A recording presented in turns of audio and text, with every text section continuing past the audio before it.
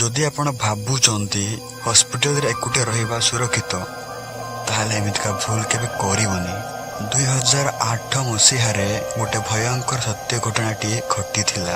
एक डॉक्टर तांको पेशेंट को सर्जरी करुथिले। से पेशेंट टी ऑलरेडी मरी सारिथिला। हॉस्पिटल रो रूल अनुसार जो माने भी मरी जाती से मानक हाथ रे गोटे रेड कलर कपड़ा बांधी दिया जाए, जहाँ को देखिकी अन्य को डॉक्टर दुबारा सर्जरी न करंतु बोली। कहीं ना सेटा गोटे मरी जाइतिबा लोकंकर चिन्हिबा निशानी।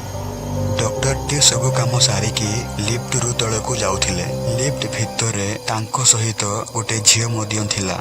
दुहे परस्पर को खूब सारा कथबार्ता हेले। आउ एमिति हौ हौ ग्राउंड फ्लोर को लिफ्ट खोलिला।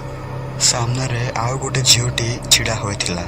डॉक्टर ताकू देखिकी रुखा भाव रे कहिला, तू भीतर को प्रवेश करिबुनी कहिकी ताकू हटाई देला। लिफ्ट बंद हेबा परे डॉक्टर सहित थिबा झियोटी पचारिला, आपण तांको भीतर को आसीबा को काहेकि देले नाही। डॉक्टर जहा कहिले ताहा सुनिकी आपणक रक्त जमी जीवो।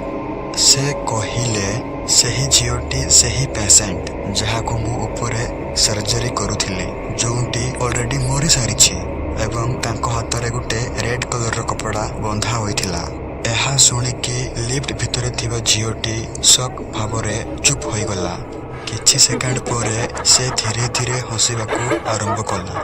डॉक्टर पचारिले, आपणको कोन हैला? से झियोटी धीरे तार हाथ उठेला। तांको हाथ रे मध्य सही रेड कलर कपड़ा बंधा होइथिला।